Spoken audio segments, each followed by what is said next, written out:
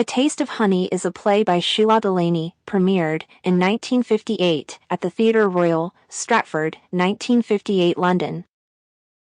Set in a comfortless flat in a working-class district in Salford, Lancashire, England, in the mid-20th century, it is a dramatic comedy that portrays kitchen sink realism. SHELAGH DELANEY is recognized as a trailblazer in the realm of kitchen sink realism, a cultural movement in Britain, providing unembellished depictions of gritty working-class life and unsentimental social challenges faced by the British blue-collar workers. Emerging in the 1950s and 1960s, this movement acted as a response against the dominant escapist tendencies in post-war British culture. Kitchen sink realism sought to present a more authentic and unembellished representation of everyday slice of life, shedding light on the struggles faced by the working class. Originating from the visual arts, the term kitchen sink describes social realist portrayals of domestic scenes. Typically set in the north of England, works associated with this movement plunge into the lives of working-class families, examining their economic difficulties, limited opportunities, and harsh living conditions. The genre is also distinguished by its authentic depiction of language and dialects, often focusing on the language of the less privileged characters. Furthermore, kitchen sink realism frequently addresses pressing social issues such as class inequality, inaccessible educational opportunities, and the constraints imposed by individual social and economic conditions that showcase realist landscapes of domestic life, as in the case of A Taste of Honey. The play begins in 1958 winter. Helen, a semi-whore, and her 17-year-old daughter, Jo, a working-class duo, find themselves in a new, rather dismal flat in Salford, Greater Manchester. It is a one-bedroom flat with shared communal bathroom. Their hasty departure from the previous residence is due to Helen running away from someone, presumably from one of her fancy men. Helen, battling a cold, is occupied with her preferred pastimes of drinking and complaining. Meanwhile, Jo takes on the responsibility of organizing the flat, unpacking flower bulbs, making coffee, and figuring out the stove. Jo reveals they rely on Helen's immoral earnings from lovers. Despite being almost 18, Jo declares her intention to quit school after Christmas, expressing a desire to avoid marriage, unlike her mother. Helen discovers Jo's sketches, encouraging her to attend an art school, offering both praise and criticism. Helen's boyfriend and World War II veteran, Peter, with an eye patch and a penchant for alcohol, unexpectedly arrives. It becomes obvious that Helen was running away from Peter, who now flirts with her and learns that Jo is Helen's daughter, indicating that Helen was much older than she let him on. Despite Helen's reluctance due to her cold, Peter proposes marriage and she accepts. As the Christmas season approaches, Jo's boyfriend, the boy, a black sailor, accompanies her home. The boy may be named Jimmy and is to leave for the Navy in a couple weeks.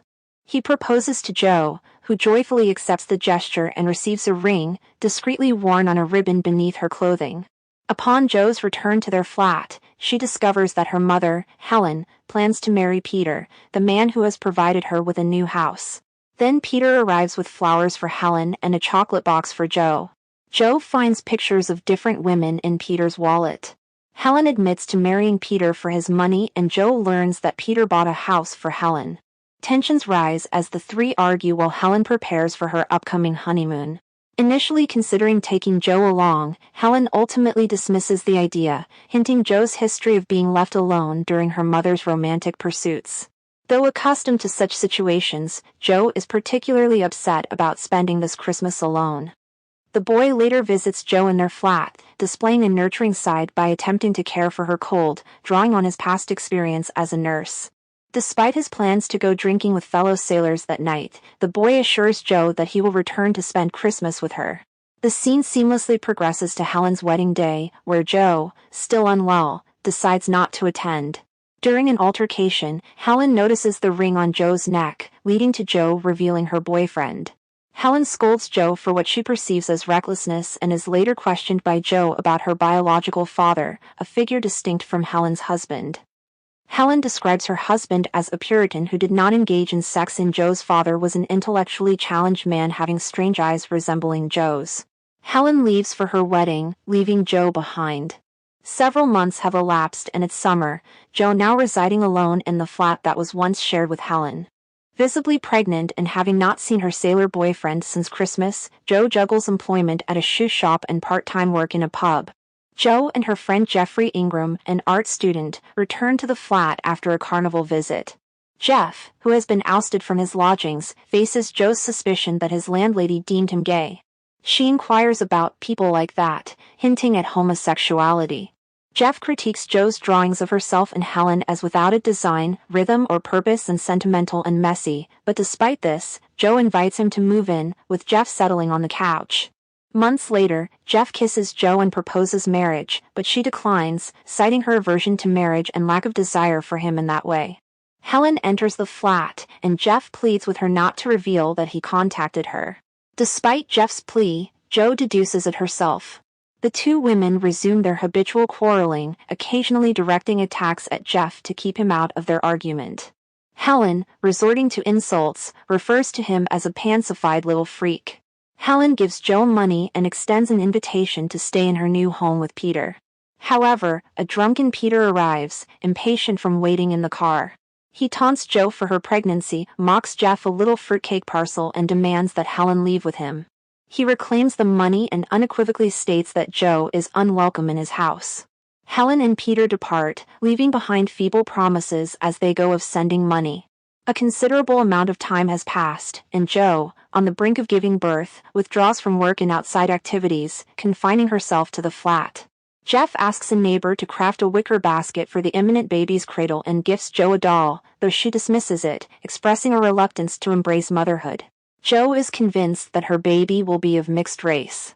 Helen makes an unexpected entrance, ostensibly there to support Jo during childbirth, but Jo sees through her pretense, realizing Peter has left her.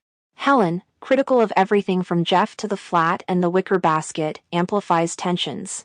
While Jeff goes grocery shopping, Jo, feeling unwell, retires for a nap.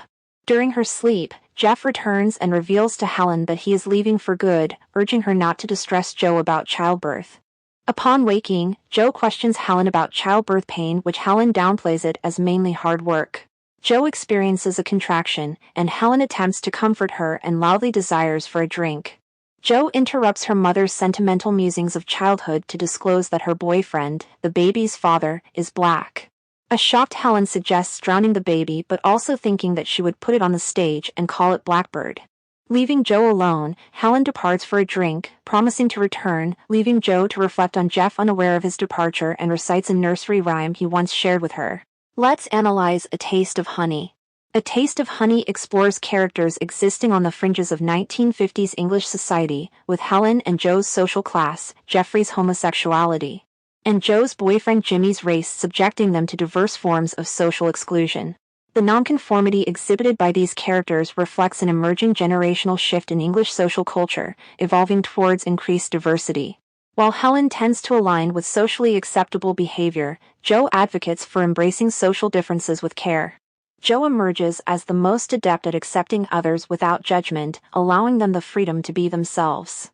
Jo encountering characters marginalized due to race, gender, or sexual orientation, challenging societal norms. Jo's openness contrasts sharply with Helen's judgmental stance, revealing a concern for societal expectations over respecting individual autonomy. She openly kisses a black boy in the streets and engages in interracial relationship with him. She allows Jeff to stay in her flat when he was kicked out of his previous flat for being a homosexual. Helen struggles to treat Jo's friend Jeff with respect, revealing deep-rooted prejudices towards homosexuality and rigid gender expectations, as she insults Jeff to be a nursemaid, pansified little freak, and for not being something more like a man. Helen's reaction to Jo's boyfriend being black exposes her prioritization of social reputation over her daughter's health and happiness. She jokes about drowning the unborn baby or making it part of a circus and goes out to get a drink instead of comforting her daughter who's about to give birth. Helen's rejection extends even to herself, refusing to acknowledge her poverty. The play suggests that while resistance to social change persists, Jo's pregnancy symbolizes an optimistic sign of societal transformation, challenging prejudices and fostering a more inclusive, compassionate future. Despite uncertainties about the characters' individual fates, Jo's indifferent attitude towards her baby's skin color and Jeff's homosexuality signifies an ongoing generational change towards acceptance and solidarity, challenging preconceived roles and societal expectations. Jo, bringing a mixed-race baby into the world, becomes a potent advocate for social diversity. promoting the idea that differences can be met with love and care rather than exclusion and marginalization. The theme of abandonment and neglect is prominently depicted through Helen's actions, portraying her as a mother who consistently abandons her daughter, disregarding her emotional needs. Despite Jo's desire for independence and financial autonomy, Helen's move-in with Peter is perceived by Jo as a personal betrayal. Notably, Helen never visits Jo after her departure. Jo reveals to Geoffrey how, as a child, she sought affection by attempting to hold Helen's hand, only to be rejected. This dual rejection, both physical and emotional, has a lasting impact on Jo's psyche, creating a yearning for her mother's affection despite the realization that it will never be fulfilled.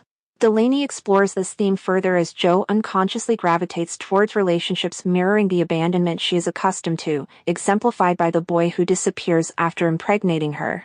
This predisposition leaves Jo vulnerable to further mistreatment by Helen upon her abrupt return. The resolution of this theme occurs as Helen, despite the imminent birth of Jo's grandchild, decides to leave the flat, emphasizing her prioritization of personal desires for wanting a drink over Jo's need of being comforted during labor. This idea highlights how Helen consistently disappoints Jo, fostering a deep-seated craving for her mother's love and attention. Time to analyze the two important symbols of A Taste of Honey. In the opening scene of Act 1, when Jo and Helen first enter the new flat, Jo carries flower bulbs, intending to cultivate them. These bulbs symbolize Jo's innocence and naivety. Jo mentions pilfering the bulbs from a park, expressing her desire to transform them into flowers in a window box but struggling with uncertainty about how to preserve them during the winter. The bulbs serve as a representation of life, a stark contrast to the nearby tenements, cemetery, slaughterhouse. They embody Jo's aspiration to embrace a feminine ideal of nurturing. Planting the bulbs signifies Jo's attempt to usher in new life, care for it, and contribute to the domestic realm by enhancing its beauty, akin to a mother's role. However, Jo neglects the bulbs, allowing them to wither. Towards the play's end, while cleaning, Jo and Jeff uncover the dead bulbs beneath the sofa, symbolizing Jo's inability to steer her life towards order and independence from her mother.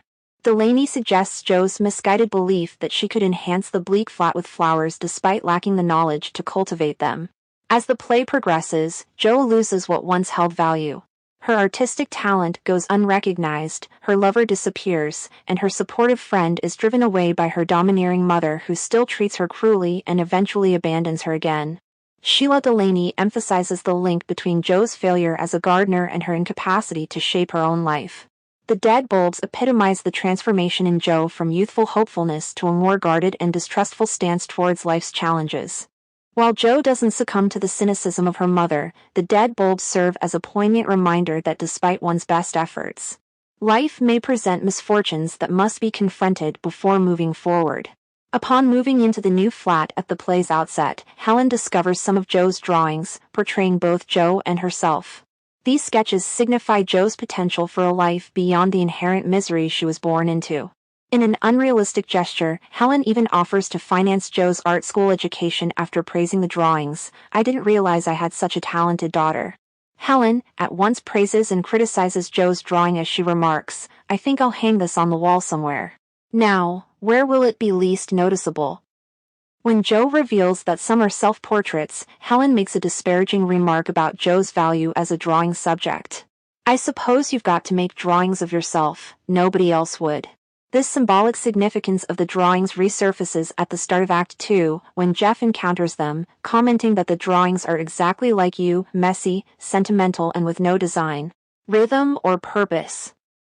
His derisive words can also be applied to the entire play, where Helen and Jo engage in disputes, form and lose romantic connections, only to reconcile in the end, ready to navigate the life ahead. Perhaps Delaney suggests that literature written by women and depicting women's domestic lives is sometimes unfairly criticized as sentimental, a perception reflected in the play itself. Hope you liked the video and subscribed to our channel.